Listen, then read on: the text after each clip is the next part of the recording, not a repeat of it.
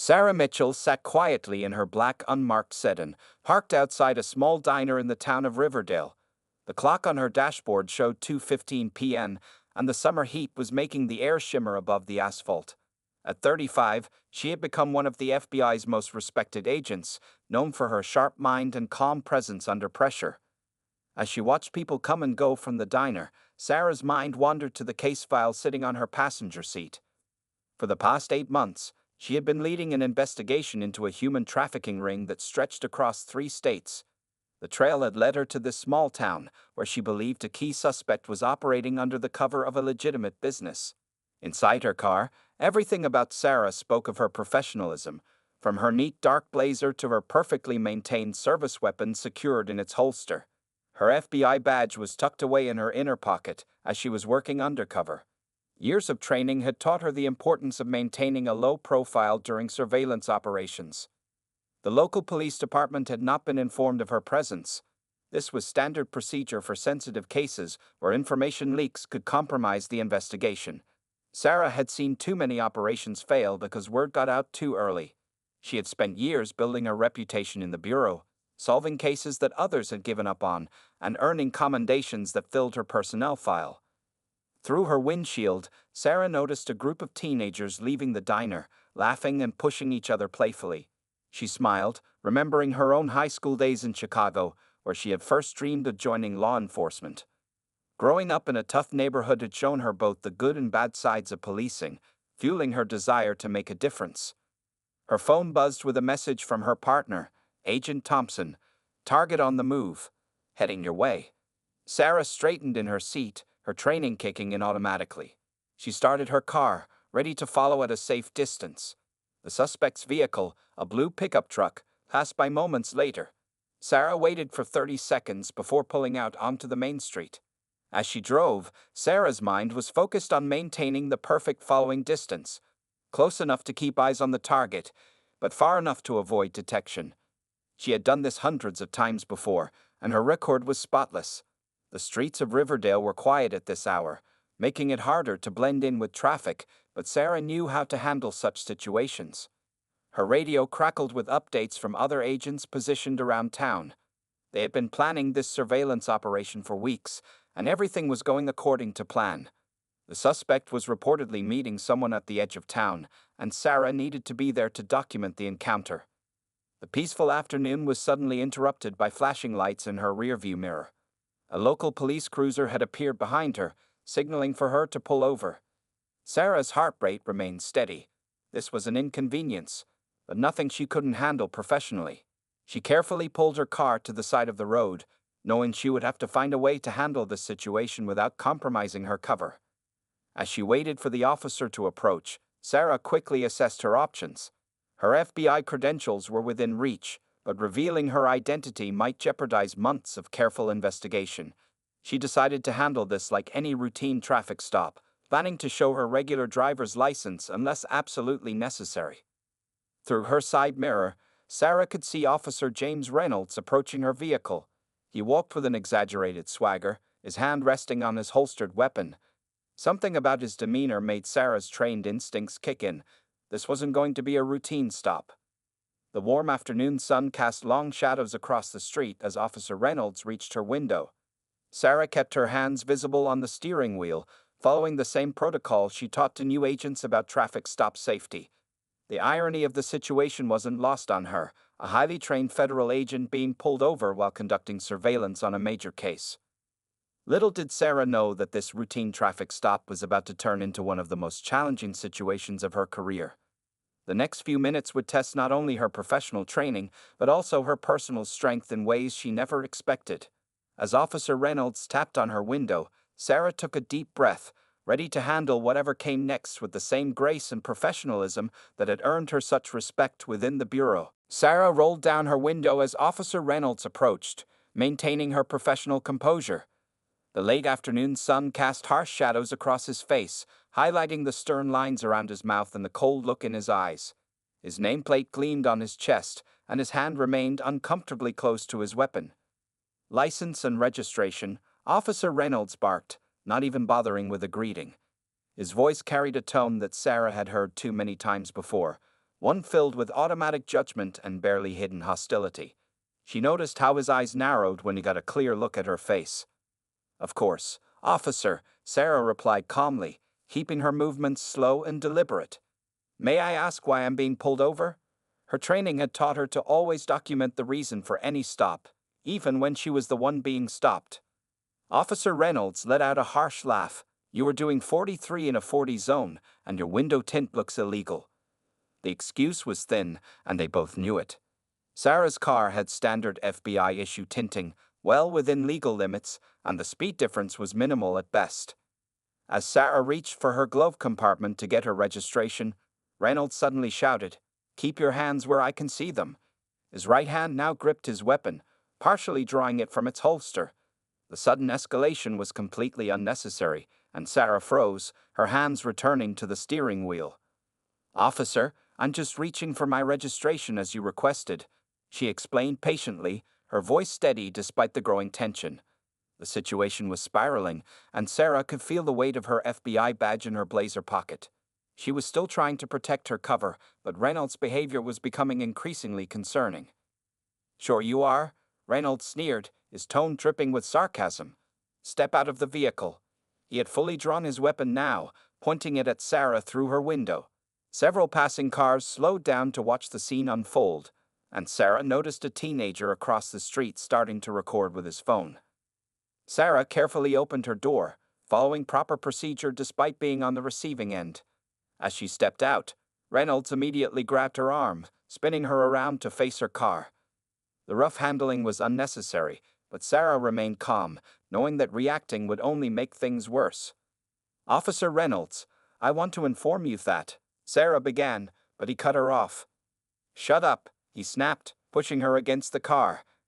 "You people always think you're above the law, don't you? Always have some excuse, some story to tell." His words carried clear racial undertones that made several onlookers gasp. Sarah's wrists were now being painfully twisted behind her back as Reynolds applied handcuffs far tighter than necessary. Her FBI credentials remained hidden in her jacket, and her cover operation was slipping away with each passing second. Through the growing crowd, she could see her suspect's blue pickup truck disappearing around a distant corner. "Sir, you're making a serious mistake," Sarah tried one more time, her voice firm but controlled. "If you would just allow me to show you my identification." Reynolds yanked her around to face him, his face red with anger. "Your identification? Let me guess, you're somebody important? Maybe the mayor's sister? Or are you going to tell me you're some kind of federal agent?" He laughed mockingly, and a few of his fellow officers who had just arrived joined in. The crowd of onlookers had grown larger, many with phones recording the incident. Sarah could hear murmurs of disapproval from the gathering crowd, but Reynolds seemed emboldened by his audience. He began making a show of searching her car, tossing her carefully organized surveillance equipment aside. Well, what do we have here?" Reynolds said loudly, holding up her camera and notepad. "Looks like we got ourselves a wannabe private investigator, playing cop in my town." His voice was filled with contempt as he continued to roughly handle her equipment. Sarah stood silently now, her mind racing through protocols and procedures. 8 months of careful investigation were being compromised, but more importantly, she was witnessing firsthand the kind of abuse of power she had spent her career fighting against. The irony of her situation, a highly trained federal agent being profiled and harassed, would have been almost laughable if it weren't so serious. As Reynolds began to read her rights, deliberately speaking slowly as if she couldn't understand English, Sarah made her decision. Her cover was already blown, and this had gone far enough. But before she could speak, Reynolds grabbed her arm again, leading her toward his patrol car with unnecessary force. The crowd's murmurs grew louder, and more police vehicles arrived at the scene, their lights casting red and blue shadows across the gathered faces of concerned citizens. The back of Officer Reynolds' police car was hot and uncomfortable as Sarah sat with her hands cuffed behind her back. Through the window, she could see more police cars arriving at the scene, their lights flashing against the storefront windows. The crowd had grown even larger, with many people shaking their heads in disapproval at what they were witnessing. Reynolds stood outside, proudly telling his version of events to his fellow officers. "Yeah, caught this one trying to act above the law," he boasted loudly, making sure Sarah could hear him. Had all sorts of suspicious equipment in her car, probably up to no good. His colleagues didn't seem to share his enthusiasm, some looking distinctly uncomfortable with the situation. Officer Jenny Martinez, a younger officer who had just arrived, approached Reynolds with concern on her face. "James, maybe we should check her ID first? This seems a bit excessive for a minor traffic violation." Her suggestion was met with a harsh glare from Reynolds. "Stay out of this, rookie," Reynolds snapped. "I know how to handle these situations." He walked back to Sarah's car, deliberately rough as he continued searching through her belongings. Papers flew everywhere as he emptied her briefcase onto the street. Sarah watched through the window as years of careful case notes scattered across the pavement. Her jaw tightened, but she remained composed. In her 15 years of law enforcement, including her time at the police academy and her years with the FBI, she had never seen such a blatant abuse of power. A small group of high school students had gathered nearby, their phones recording everything. One brave girl stepped forward, speaking loudly enough for everyone to hear. "This isn't right. She wasn't doing anything wrong." Reynolds turned to glare at her, but the girl stood her ground, continuing to record. "Clear the area," Reynolds shouted at the crowd. "This is a police matter." But the onlookers stayed put, their presence serving as silent witnesses to his actions. Some were already posting the videos online, and Sarah knew this incident would soon go viral. Inside the police car, Sarah could feel her phone vibrating repeatedly in her pocket. She knew it was probably her FBI team wondering why she had lost the surveillance target. The operation they had spent months planning was now compromised, all because of one officer's prejudice. Reynolds returned to the police car, yanking open the door. "We're going to take a little trip to the station," he said with a smirk. "Maybe that will teach you some respect for law enforcement." The irony of his statement would have been amusing if the situation weren't so serious. As Reynolds started the car, Officer Martinez made one more attempt to intervene. "At least loosen her cuffs," she suggested, noticing how tight they were. "They're cutting into her wrists." But Reynolds ignored her, putting the car in drive. The drive to the station was deliberately slow, with Reynolds taking the longest route possible. He drove past busy streets and crowded areas, seeming to enjoy parading his arrest in front of as many people as possible. Sarah remained silent, her mind already focusing on what would happen next. At each red light, Reynolds would glance in his rearview mirror, making snide comments about keeping the streets safe and teaching people their place. Each word he spoke was digging his professional grave deeper, and he didn't even realize it. Several pedestrians along the route took photos of Sarah in the back of the police car. She kept her head high, maintaining her dignity despite the humiliating situation. Her years of FBI training had taught her to stay calm under pressure, and this was certainly putting that training to the test. As they neared the police station, Sarah noticed news vans already parked outside. Word had spread quickly, and the local media had caught wind of the incident. Reynolds seemed pleased by the attention, straightening his uniform and putting on what he thought was his most authoritative expression.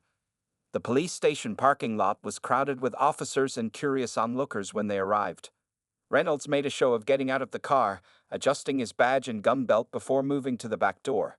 He grabbed Sarah's arm roughly as he pulled her out, making sure everyone could see his big arrest. Little did Officer Reynolds know, but with each passing minute, his actions were being reported up the chain of command. The videos taken by bystanders were already spreading across social media, and Sarah's FBI team had been alerted to her situation. The wheels of justice were starting to turn, though not in the way Reynolds expected. Inside the police station, the fluorescent lights cast harsh shadows as Officer Reynolds paraded Sarah through the main lobby. Other officers watched with mixed expressions, some uncomfortable, others curious, and a few clearly disapproving of Reynolds' obvious show of force. The handcuffs still bit into Sarah's wrists, but she walked with her head held high. "Got a real troublemaker here," Reynolds announced loudly to the booking sergeant, pushing Sarah forward. "Resisting arrest, suspicious behavior, and attitude problem." He seemed to be enjoying his moment of authority, completely unaware of the storm that was about to break. The booking sergeant, a veteran officer named Mike Thompson, looked up from his desk with tired eyes. He had seen Reynolds bring in arrests before, and something about this one felt different. The woman in handcuffs carried herself with unusual confidence, and her eyes showed intelligence rather than fear. "Name?" Thompson asked Sarah directly, Ignoring Reynolds, continued boasting. Sarah Mitchell, she replied calmly, and I need to make a phone call immediately. Her voice carried a quiet authority that made Thompson pause in his typing. Reynolds, however, just laughed. Oh, you'll get your phone call, Reynolds sneered. After we process you properly. Maybe spend a few hours in lockup to think about your attitude. He moved to grab her arm again, but Thompson held up his hand. That's enough, James, Thompson said firmly. Go write up your report. I'll handle the booking. Reynolds hesitated, clearly wanting to continue his show of power, but Thompson's stern look made him back down. With a final glare at Sarah, he strutted off to the office area. As soon as Reynolds was out of earshot, Thompson spoke quietly to Sarah. Ma'am, something tells me there's more to this story. Would you like to tell me what's really going on? His eyes were kind, showing the wisdom of his years on the force. Sarah leaned forward slightly. Sergeant Thompson, I'm a federal agent working undercover. My credentials are in my jacket pocket, and I need to contact my supervisor immediately. A major operation has been compromised because of this incident. Thompson's eyes widened slightly, but he maintained his professional composure. He quickly unlocked Sarah's handcuffs, noticing the red marks they had left. From down the hall, they could hear Reynolds bragging loudly to other officers about his big arrest. Use my office phone, Thompson said, leading Sarah to a small private office. I'll make sure you're not disturbed. He closed the door behind her, giving her privacy for the call she needed to make. Sarah's fingers moved quickly over the keypad, dialing a number she knew by heart. Her supervisor, Special Agent Marcus Chen, answered on the first ring. Mitchell? Where are you? The whole operation is in chaos. Sir, Sarah spoke quietly but clearly, we have a situation. I've been detained by local law enforcement, specifically an Officer James Reynolds. The surveillance was compromised, and she explained the events quickly and efficiently. Meanwhile, outside the office, the atmosphere in the station was changing. The videos from the traffic stop had already gone viral on social media, and the police chief had arrived, looking furious. Officers were huddled around computers, watching the footage with growing concern.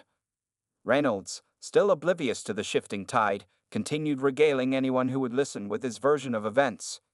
You should have seen how she was acting, thinking she was too good to follow the law. Had to show her who's in charge around here. Sergeant Thompson watched from his desk as the police chief walked briskly toward his office, followed by several senior officers. Through the office window, they could see Sarah still on the phone, her bearing now clearly that of a professional law enforcement officer. The station doors burst open as two men in suits walked in, their FBI badges clearly visible. Reynolds' face fell as he watched them approach, their expressions stern and purposeful. The chattering in the station died down, replaced by a tense silence. Sarah finished her phone call just as her supervisor and the police chief entered the office. Through the window, she could see Reynolds' swagger disappearing, replaced by growing uncertainty. The other officers were now deliberately moving away from him, not wanting to be associated with what was clearly becoming a serious situation. Outside the station, news vans continued to arrive, their satellite dishes reaching into the darkening sky. The story of a racist officer arresting an FBI agent was too good to ignore, and reporters were already going live with their coverage. Officer Reynolds' worst day was only beginning, and he had no one to blame but himself. The atmosphere in the police station changed dramatically as FBI Special Agent Marcus Chen strode through the lobby, his badge prominently displayed. Behind him, a team of FBI agents spread out strategically around the room. The local officers, sensing something big was about to happen, stopped their work to watch. Officer Reynolds stood near the coffee machine, his earlier confidence draining from his face as he watched the FBI agents take control of the situation. The coffee cup in his hand trembled slightly, spilling hot liquid onto his perfectly pressed uniform. Where is Agent Mitchell? Chen's voice carried across the station with authority. Before anyone could answer, Sarah emerged from Thompson's office, now standing tall with her own FBI badge visible on her blazer. Reynolds' coffee cup clattered to the floor, brown liquid spreading across the linoleum tiles. Agent Mitchell, Chen said, walking toward her. Are you all right? His concern was genuine, but his eyes were already scanning her wrists, noting the marks from the overly tight handcuffs. Several other agents were taking photos of her injuries, documenting everything. Reynolds' face had turned pale as the reality of his situation began to sink in. FBI, he whispered, more to himself than anyone else. The other officers in the station were now staring at him with a mixture of disgust and disbelief. The police chief, Richard Martinez, entered the station with the mayor close behind. They had been called as soon as the situation became clear. Chief Martinez's face was a mask of controlled anger as he approached Reynolds. "Officer Reynolds." The chief's voice was ice cold. "My office. Now." But before Reynolds could move, Agent Chen stepped forward. "Actually, Chief Martinez, we need to handle this first," Chen said firmly. "Officer Reynolds has interfered with a federal investigation, violated the civil rights of a federal agent, and potentially compromised an 8-month operation tracking a human trafficking ring." The color drained completely from Reynolds' face at the mention of the trafficking investigation. His actions hadn't just been discriminatory, they had potentially allowed dangerous criminals to escape justice. Sarah stepped forward, her voice clear and professional. "Officer Reynolds pulled me over while I was conducting surveillance on a key suspect. Due to his actions, we lost track of individuals involved in trafficking operations across 3 states. She spoke without anger, letting the facts speak for themselves. The mayor, watching the scene unfold, was already thinking about damage control. The videos of Reynolds' behavior had gone viral, with millions of views and shares. National news networks were picking up the story, and reporters outside were broadcasting live. I didn't know," Reynolds stammered, looking desperately around the room for support. But his fellow officers had stepped back, leaving him isolated. Officer Martinez, who had tried to stop him earlier, shook her head sadly. Agent Chen pulled out his phone, playing one of the viral videos. The sound of Reynolds' racist comments filled the quiet station.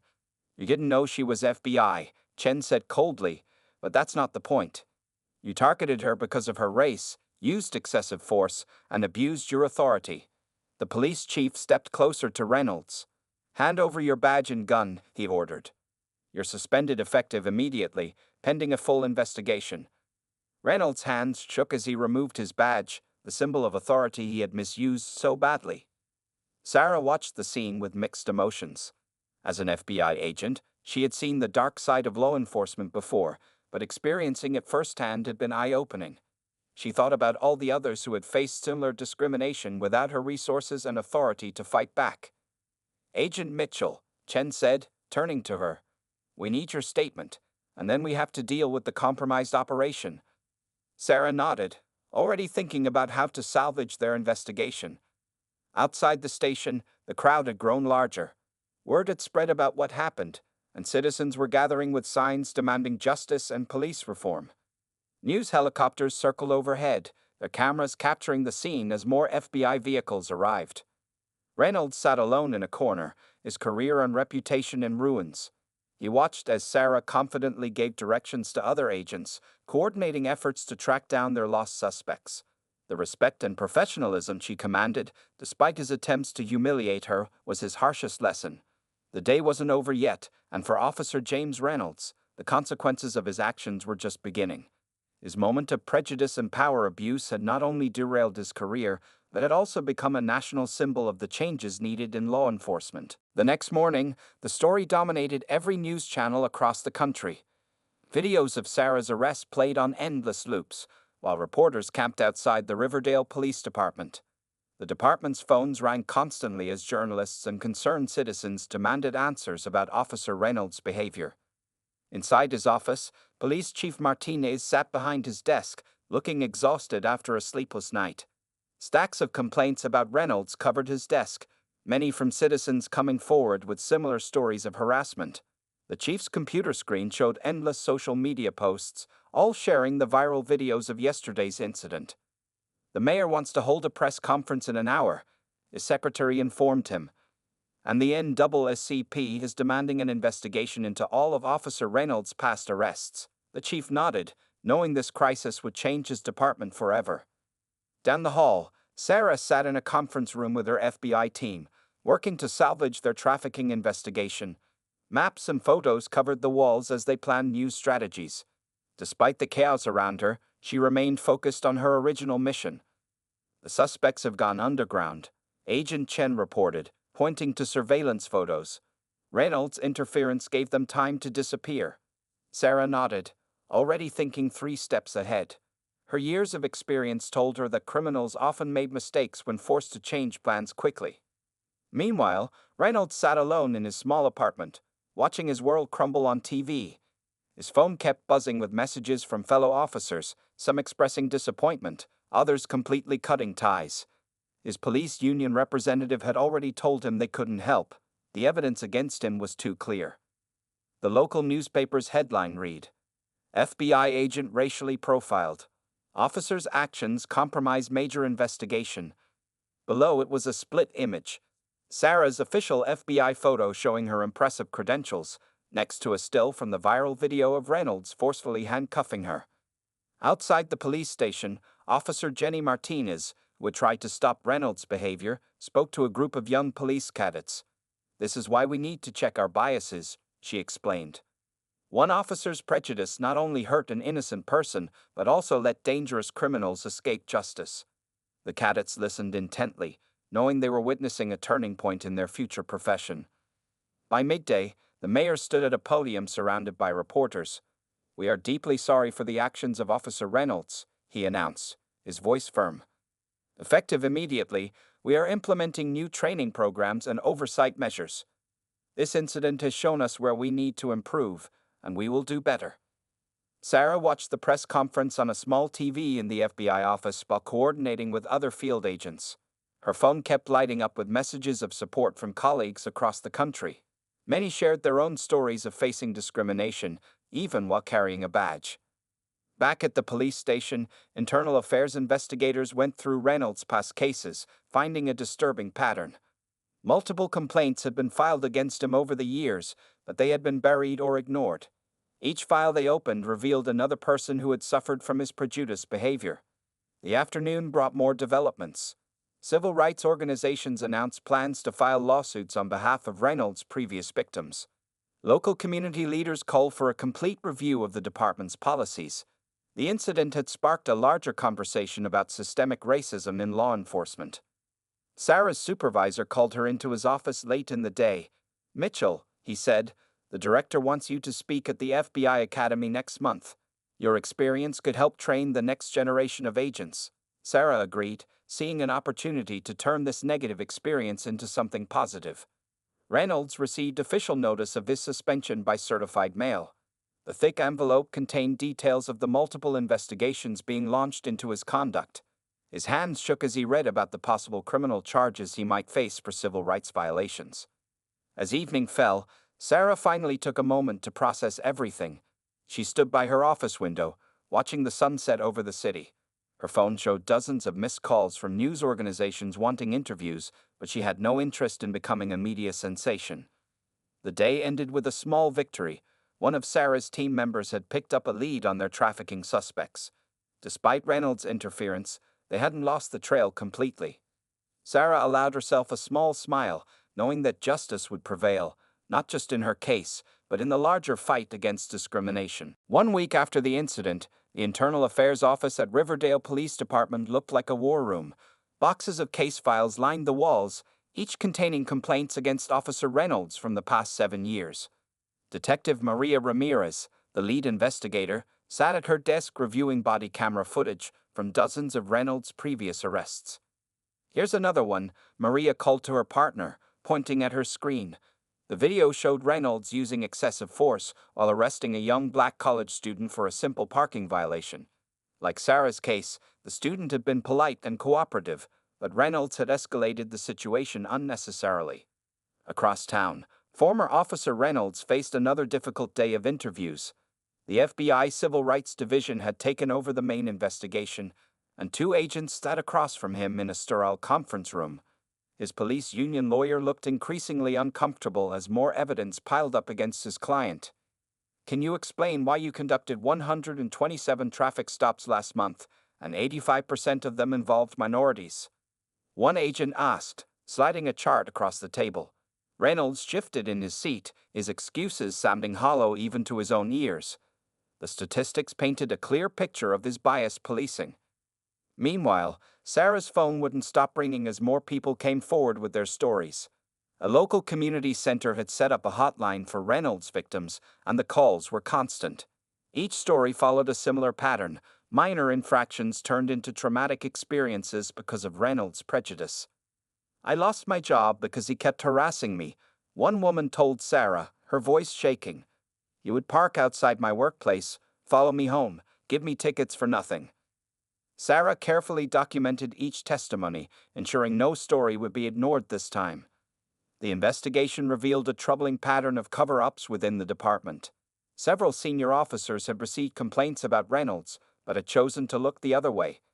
Chief Martinez discovered that his predecessor had buried multiple formal complaints, protecting Reynolds despite clear evidence of misconduct.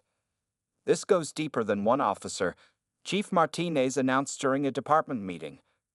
"We need to change the entire culture that allowed this behavior to continue." He looked around the room at his officers, some of whom couldn't meet his eyes, knowing they had stayed silent too long. Local news stations ran special reports featuring interviews with Reynolds' previous victims. A black military veteran described being forced to lie face down on hot pavement during a routine traffic stop. A Hispanic business owner shared security camera footage of Reynolds harassing her customers. Each story added to the growing evidence of systematic abuse. Sarah spent her evenings reviewing these cases, her dining room table covered with files and witness statements. Despite the emotional toll of reliving her own experience through others' stories, she remained determined to ensure every victim's voice was heard. The FBI investigation expanded to include Reynolds' personal life. His social media accounts revealed years of racist posts and concerning comments. Text messages between Reynolds and some fellow officers showed he had bragged about targeting minorities, treating it like a game.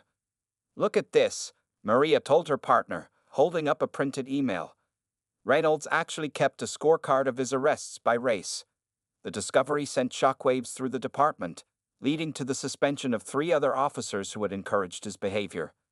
Reynolds' world continued to shrink. His neighbors avoided him, local businesses refused to serve him, and his own family struggled to defend his actions. Sitting alone in his apartment, watching the news coverage of the investigation, he finally began to understand the magnitude of the damage he had caused. The investigation also uncovered financial irregularities. Reynolds had been taking bribes to ignore certain crimes while aggressively pursuing minor infractions in minority neighborhoods. Bank records showed suspicious deposits that coincided with specific incidents where he had looked the other way. Community meetings became packed events as more residents shared their experiences. A high school teacher described how Reynolds had traumatized her students by frequently parking outside the school, intimidating minority children. A church pastor spoke about congregants who had changed their routes to avoid Reynolds' usual patrol areas.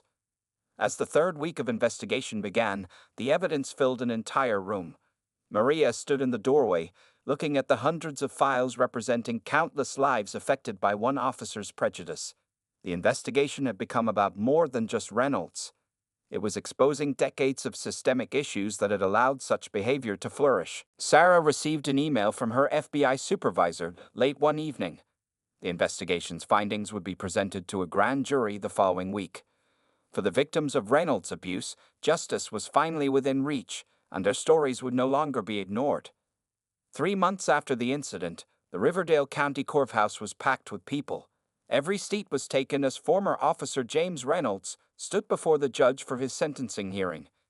The evidence against him had been overwhelming, leading to multiple convictions for civil rights violations, abuse of power, and official misconduct. Sarah sat in the front row, surrounded by other victims who had come forward during the investigation. She wore her FBI badge proudly, no longer undercover but representing hope for those who had suffered similar injustices. The trafficking ring she had been investigating had eventually been caught, thanks to her team's persistent work. "Will the defendant please rise?" the judge announced, her voice echoing through the silent courtroom. Reynolds stood slowly, his police uniform replaced by a plain suit that seemed too big for his now diminished frame. His face showed none of the arrogance that had characterized his actions just months ago. The judge adjusted her glasses and began reading. "Mr. Reynolds, this court has reviewed extensive evidence of your misconduct over 7 years as a police officer. Your actions have not only violated the law but betrayed the trust of the community you swore to protect. From his seat at the defense table, Reynolds could see many of his victims in the audience. The black college student he had wrongfully arrested, the Hispanic business owner he had harassed, the veteran he had humiliated, they'd all watched as justice finally caught up with him.